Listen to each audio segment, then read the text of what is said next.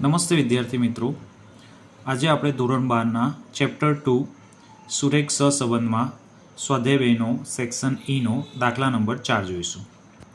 અમદાવાદ શહેરમાં ચાના ભાવ અને કોફીના ભાવ વચ્ચેનો સંબંધ જાણવા માટે એક વેપારી છેલ્લા 6 મહિનામાં ચા અને કોફીના ભાવ વિશે માહિતી મેળવે છે, જે નીચે મુજબ છે. ચાનો ભાવ આપણને કિલોગ્રામ દીઠ આપેલો છે તથા કોફીનો ભાવ 100 ગ્રામ દીઠ આપણને આપેલ છે. આ માહિતી પરથી ચા અને કોફીના ભાવ વચ્ચેનો ક્રમાંક સહસંબંધાંક શોધવાનો છે.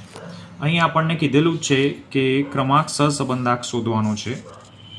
અગાઉના દાખલામાં આપણને રકમમાં ક્રમ આપેલા હતા, તેથી આપણે જાણી શકીએ છીએ કે ક્રમ આપેલા હોય તો ડાયરેક્ટ આપણે ક્રમાંક સહસંબંધાંકની રીતથી જ દાખલો ગણવાનો થશે. પરંતુ અહીંયા ક્રમ નથી આપેલા, અહીંયા ભાવ આપેલા છે, પરંતુ આપણને કીધેલું છે કે ક્રમાંક સહસંબંધાંકની રીતે દાખલો ગણો. તેથી આપણે આ બંને ભાવોને ક્રમ આપવો પડશે. ચાના ભાવને આપણે એક્સ દર્શાવીશું અને કોફીના ભાવને આપણે વાય દર્શાવીશું અને આ મુજબ કોષ્ટક તૈયાર કરીશું. જેમાં કોષ્ટકમાં રકમ જે આપેલી હતી એ પ્રમાણે એક્સ એટલે કે ચાના ભાવને દર્શાવે છે તથા વાય એટલે કે કોફીના ભાવને દર્શાવેલ છે. હવે જેનો ભાવ વધુ હશે તેને આપણે પ્રથમ ક્રમ આપીશું, એટલે કે ચાના ભાવને આરએક્સ અને કોફીના ભાવને આરવાય તરીકે ક્રમ આપીશું. હવે જોઈ શકીએ છીએ કે સૌથી વધુ ભાવ 450 છે, તેથી આપણે એને પ્રથમ નંબર આપીશું. ત્યારબાદ એના પછીનો સૌથી વધુ ભાવ 370 છે, તો એને આપણે ક્રમ 2 આપીશું.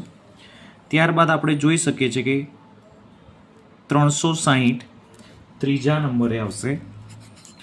ત્યારબાદ એનાથી ઓછા 340 ચોથા નંબરે અને ત્યારબાદ 320 પાંચમા નંબરે અને 300 છઠ્ઠા નંબરે.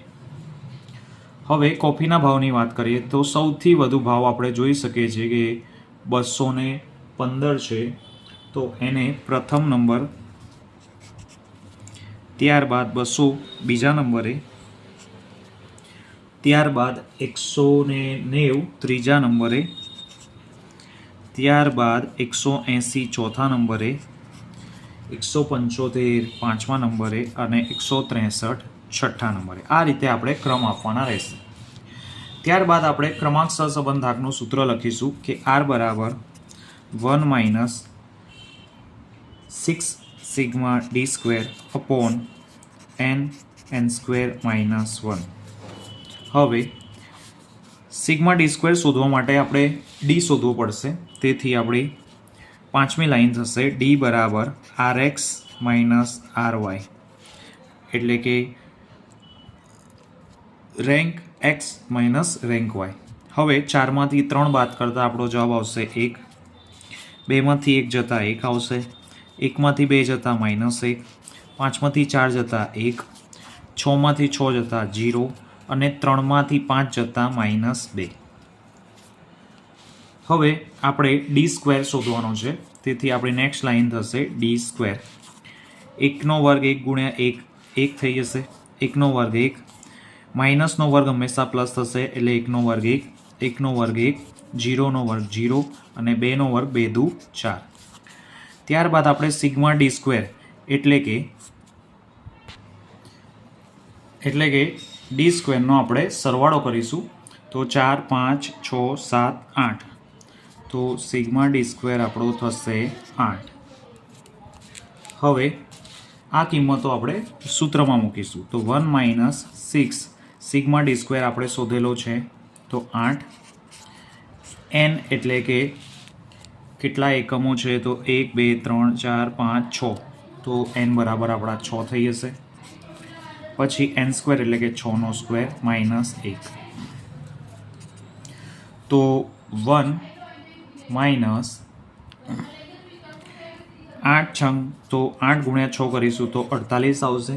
ત્યારબાદ 6નો સ્ક્વેર 6 36 થઈ જશે આપણા -1.